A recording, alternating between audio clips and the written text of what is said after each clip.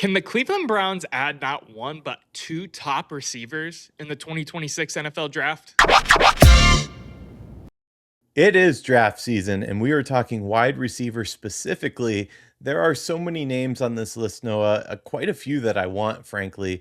Make sure you're hitting that like button, hit subscribe, leave a comment down below. Should the Browns be drafting maybe more than one wide receiver in this NFL draft? I would go with yes, yes, yes, because of our lack thereof talent at the wide receiver room, or lack thereof proven talent, which I guess doesn't really bode well when you're talking about adding draft talent. But I like a lot of the names in this draft, so I want to get into it and talk about 9 names that I think are at the top of the board in terms of my opinion. I think your opinion too, Eric, and really break into why I think they could or could not fit for the Cleveland Browns. Yeah, definitely. And let's just jump in with the man from the Ohio State University, one Carnell Tate. I want to put a little asterisk by his name right here because Carnell Tate, on paper, you look at it and you go, well, he had way less yards than Makai Lemon, for example. Well, there's a reason for that because he is not the number one receiver at Ohio State, believe it or not. He was the number two. And honestly, he would have been the number one at any other program because he is that good. At times, Noah, throughout the year, and you watched every Buckeye game as well, I question whether or not Carnell Tate was the number one because he's just as much of a freak as Jeremiah Smith. Yes, he is. Carnell Tate gives me vibes of Jackson Smith and Jigba, not because they play similar receiver roles, and Jigba is more of a slot receiver. Traditionally, Carnell Tate, I think, has the true X receiver ability in him. But I mean that in the fact that Marvin Harrison Jr. was in front of Jackson Smith and Jigba, so it overshadowed Jackson Smith and Jigba a little bit. That's what I think is going on here with Carnell Tate. I think he has tried and true ability to come in and be really damn good at football, a really damn good number one receiver in the league. And I'll let my Ohio State Buckeye fandom show. If we walk to the podium and name Carnell Tate the pick at number 6, if he falls to us at 6, because that's part of the conversation as well, I will be absolutely ecstatic. I think Carnell Tate has all the tools and then some to be a successful receiver in this league, and there shouldn't be a question about his fit as a receiver on the Cleveland Browns. Well, how about I give you a question? Does his missing 3 games due to, I think it was a calf strain, worry you at all? No, it doesn't. Injuries happen. That's the sport. I mean, you could make the same type of argument for the next guy that we're talking about, Jordyn Tyson, because injuries happen. It's what happens in the physical, what happens during the combine. If there's major concerns, we're not talking about him at number 6, but I don't think there's going to be major concerns with Carnell Tate because I think he's that damn good of a player. I agree. He is a day one starter by far. He may be the only day one starter here. Not really, but I he is disagree with like that. he clears everybody, I believe, on this list. I think he's neck and neck. I think the 3 guys we're looking at on the screen now to spoil the Jordyn Tyson and Makai Lemon, if you're only listening right now, I think all 3 of these guys have really high potential in different ways in the NFL. Well, let's move on to Tyson because this is another guy that I really like and that I can see being on our draft board, honestly. It just depends where everybody falls, right? That said, he added a lot of size and he really improved his route running over the last couple of years. That's what I like the most about Jordyn Tyson is he has really shown improvement in his time at Arizona State. He is awesome. And for those who don't know, he is the brother to Jalen Tyson, the guard for the Cleveland Cavaliers. So that would be a really cool story here in Cleveland as well. Of course, the fans would eat that up. It would be marketing genius if he came here. The main concern is his injury history, because trust me, there's plenty of it when it comes to Jordyn Tyson. But he really has all of the tools to be a number one receiver as well. I would argue maybe more than Carnell Tate, but he's more of a shaky. Yes, I think so. With all He's his more drops last year yes, I think it's all there or in and then some. 2024? Yes. I think it's all there and then Okay. some from Jordyn Tyson. You look at the injury history, that's the biggest concern. Will he stay healthy? Will he stay on the field for you? That's where the question marks pop up for Tyson, in my opinion. You could take him Knee. out. Collarbone, hamstring, you're dead on. Right. You could take, but if that you take that out, I mean, I think he is the top receiver in this draft all day, every day. He's awesome. I think he'd be great. Can he stay healthy is the question. It is a gamble to take Jordyn Tyson, but it could be the best gamble you as an organization take at the wide receiver position. You know, in that, Texas Tech game, he played through, both hamstrings being injured and closed the game out, like, he refused to leave. I love that kinda heart, I will say. I do too. I think he will be great in this league if he can stay healthy, and I would love him in the orange and brown as well, especially if Carnell Tate goes off the board or if we internally just have him higher, then I will live with that decision. But I love all three of the names here on the screen. And speaking of all three, let's just bring in the last guy now, Makai Lemon. He is the wide receiver from USC, 11 touchdowns, 1,156 yards, 96.3 yards a game. That is absolutely absurd. He is only 21 years of age as well. He is a dominant slot receiver. Yeah. And I want to remind everyone, even though the X is the traditional number one receiver in an offense, you can still have the best wide receiver on your team play slot. Jackson Smith and Jigba is a prime example of that. And by the way, he's a Super Bowl champion now. Makai Lemon is slept on because of his stature, his location as a slot receiver. He is another damn good player. Yeah, I don't care about his size because his ball skills are unreal. Yeah. He's fast, he's intelligent, he plays with a confidence and a polish that, I agree with everything you're saying. I think he's gonna slot in really, really well, and I think that, you know, the thing that I like most about him is he is such a good ball tracker, and I think that's gonna come in handy with whoever's throwing him the ball, wherever he ends up. But as you're saying, anybody on this screen, I will be extremely happy with.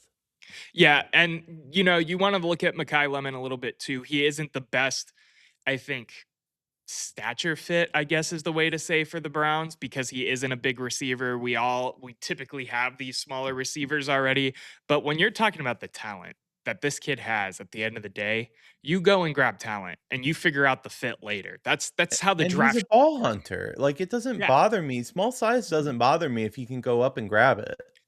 And I'm only saying that because how many times have we sat down and talked about wanting a big body receiver on this team so damn bad? And I get what your comeback will probably be. Well, he tracks the ball and he comes down with it anyway, despite his size. And I agree.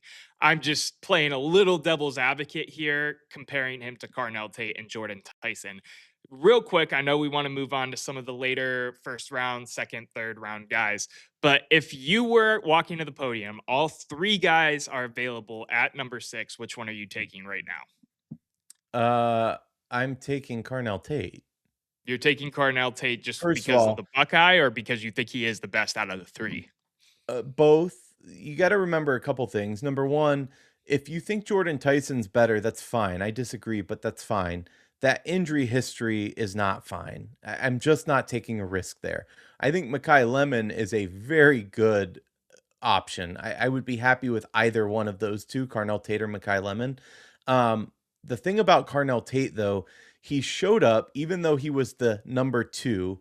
He is that guy. He's made unbelievable, like he's unbelievably talented. Talented. He's a day one starter. The thing is, Ohio State played a very slow and methodical offense this past year. We haven't seen his explosion because they didn't need it. And granted, that came back to bite them in the ass, frankly, towards the end of the season, but that was the plan all along. So I think we've just scratched the surface with Carnell Tate at this point. Yeah, and as much as I talk up Jordyn Tyson and Makai Lemon as well, I think my pick would be Carnell Tate for his fit on the Browns, for his reliability for the most part throughout his college career, and I think some of that untapped potential as well. I look at a guy like Quinshon Judkins who runs completely different compared to how he ran at Ohio State, and the ability to fit roles and kind of shape shift and morph into what your team needs is something extremely compelling to me in prospects. And I think Carnell Tate has shown that being a number two receiver, where if he went to a lot of other schools in, Division One FBS, he would have been the number one guy with 1,000+ yards. Easily. Now, let me ask you this though, Noah. Do you think there's any shot in hell we get one of these three players? I do. I think we get Do one of you? them for sure. I am of the belief that the best bet for the Cleveland Browns at 1-6, or even if they do a small trade back and end up at like the 10, 13, 14 range, is to grab one of these wide receivers because I think they will be there. You got to remember there's a whole defensive side of the draft that we're not even really talking about in the first round, because if they take a defender in the first 2 rounds of this draft, I think I might put a hole through my wall. I think I might put a hole through your wall because I'm pretty sure we're watching it together. But I agree. We cannot miss on this draft on the offensive side of the football. 100%. Let's move on to some of the names that are a little bit further down the board now. We're talking at first. Oop, I thought I hit the button. Casey Concepcion, wide receiver from Texas A&M, 9 touchdowns, 919 yards, 70.7 yards per game, age 21. Nice young wide receiver. He's a late first rounder, maybe early second rounder. So we're talking maybe that pick that we have in the second round at pick 38 if we get lucky. I don't think so. I think he's going to be a first round guy personally myself. What do you think about KC Concepcion? Besides the fact of loving to say Casey Concepcion, he's got immediate burst and good separation. I like him a lot. He was highly touted, if I could speak, at Texas A&M, and for good reason. Again, he punishes defenses here. He can run every route over the first two levels. The deep part of his game is where I think he lacks a little bit, and that's something that the Browns need. So I'm not sure that he's quite the fit for Cleveland. And he also had pretty high drops when he would get into the thick stoutness of the defense. He also failed to adjust to throws at different speeds. So I like him. I don't like him enough over the guys we already talked about. Yeah, that's where I'm at too, but I don't see him as a pick anywhere near that six. I'm talking about one of those guys as my pick at number six. If you're talking a little bit later and maybe they go, say, tackle or one of the offensive line prospects at six, I think KC Concepcion would be a great fit for the Cleveland Browns in terms of just adding more talent to the receiver room. There is the concern for the downfield, which you already stated. So time will tell about him in terms of his fit if he comes here, but I don't think that they're going to move away. I hope they don't move away from one of those first three prospects, because that is the easiest way to add some serious wide receiver talent to this team for 2026. But Casey Concepcion overall, I think he can have himself a good career in the league. I don't know if he's a number one, and I think we're looking for a guy at least in the range that he'll be picked to be a number one. Yeah, I agree. And frankly, the way that I hope this draft goes, I hope we draft a wide receiver at 6. I hope we take a tackle at 24, at which point Concepcion is not available to us. That is the perfect draft in my mind. Every time that I think we're going to do what we should do, though, it never works out that way. So stay tuned. You never know. You never know, indeed. And especially because we'll probably be live during the NFL draft as well, just to give a way too early plug for that one. Let's move on to Probably. probably is the key word there. Omar Cooper Jr., wide Well, receiver, let's Indiana. just talk about both of them at once, Okay, Omar since they're Cooper both. Jr. and Elijah Surratt. Omar Cooper Jr. himself, 13 touchdowns, 937 yards, 58.6 yards per game, age 22. Surratt, 15 touchdowns, 830 yards, 59.3 yards per carry, age 22. I like one more than the other personally, so we can group them together, but why don't you rip the band aid off first? Well, first of all, I think Cooper's the better out of these two. Sarah's not like he doesn't do contested catches. There's a highlight reel that you can see of him, but overall that rate's pretty low. So I don't think it's a strength. I think it's Cooper in a landslide, honestly. That said, I don't really like either of these guys. Although, what's his name? I think it was Cooper. Didn't they say his nickname's like Waffle House because he's always open? Did you hear that? Yes, I think so. Probably. Okay, or maybe it was Syrah. It was one of the two. I don't remember which. I don't know why. I just don't trust in these two, and I know that sounds crazy. I know we just saw them win a national championship. Obviously, the trophy's right there on the screen. Something about it, I don't know. I don't trust it. I am a big fan of Elijah Surratt, especially because I think we can get him More with our than pick at. Cooper. Yes, because of where I think we Interesting. can get him. I think Cooper will end up in the mid to late round 2. I think Elijah Surratt will fall, or fall isn't the right word, will land to us at our round 3 pick. And when you start pulling up grades and looking at Elijah Surratt and his year that he had in Indiana, and of course he followed Kirk Cignetti from James Madison to Indiana. His grades are the thing that get me. His PFF grade, he's 25th overall in the entire country for wide receiver.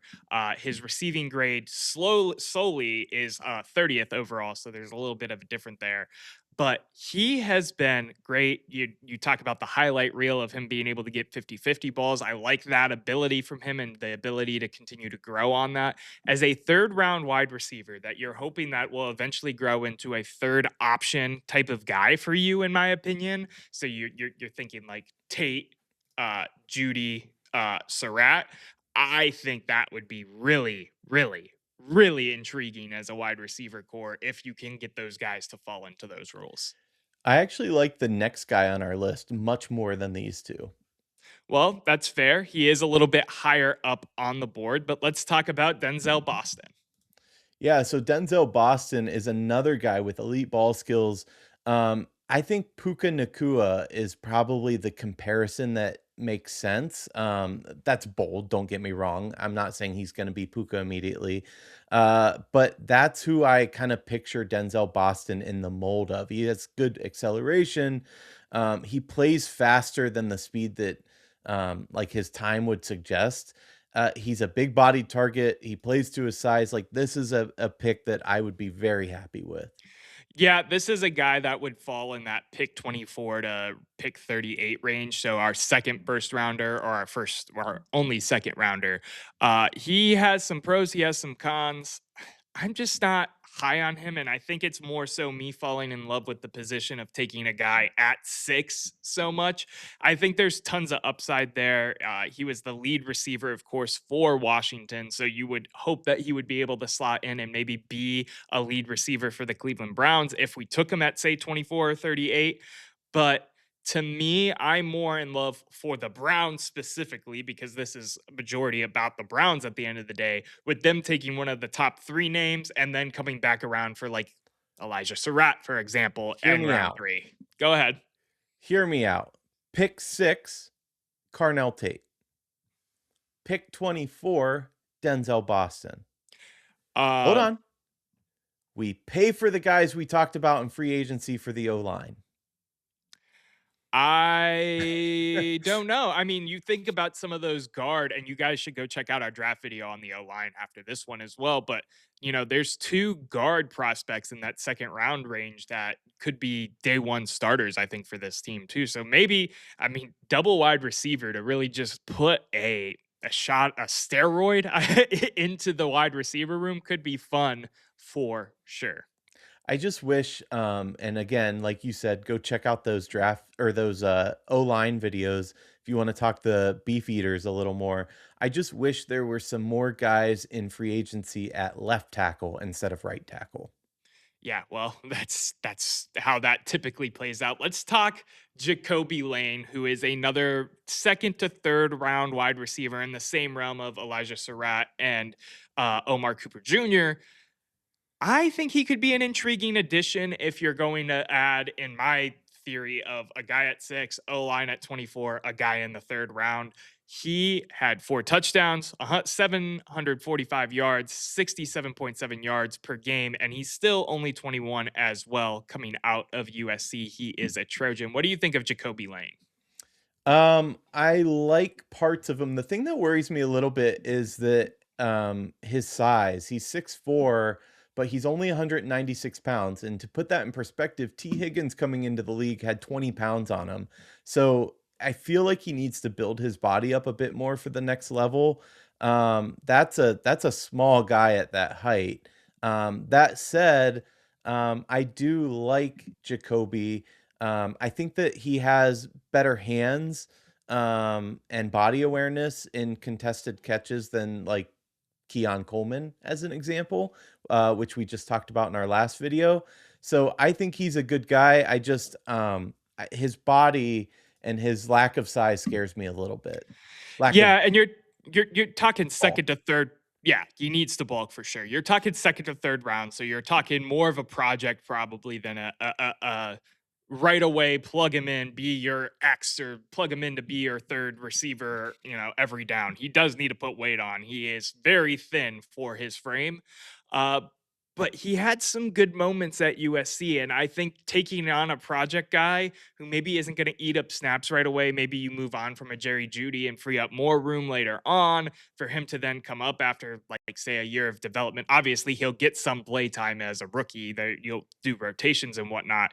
But I think he could be a really unique piece to add to this team in terms of a long-term vision of really just rebuilding the whole offensive line there. See, I go again, the wide receiver room. What worries me the most about Jacoby Lane is that how he was at USC, he was a guy that got up and over the defenders. And that's great in college, but I think we see that fizzle out a little bit in the NFL because number one, secondary is a lot better and more athletic. And number two, obviously QBs prefer throwing to guys that get separation. It just feels like he'll be that guy that kind of fizzles out a little bit to me. Yeah, his ability to blow the top off of a defense and really be one of those big body, get up and go get it type of receivers is what I think is intriguing for him in the third round for the Cleveland Browns. It's again about adding weight and adding, mass and bulking that will really make him a make or break, will really make or break him in the NFL is the best way to put it. Okay. Let's move on to Brennan Thompson, the Mississippi State standout. This is a guy that could fall pretty far. I don't think he's up high in anyone's draft board, frankly. What's your take on Brennan?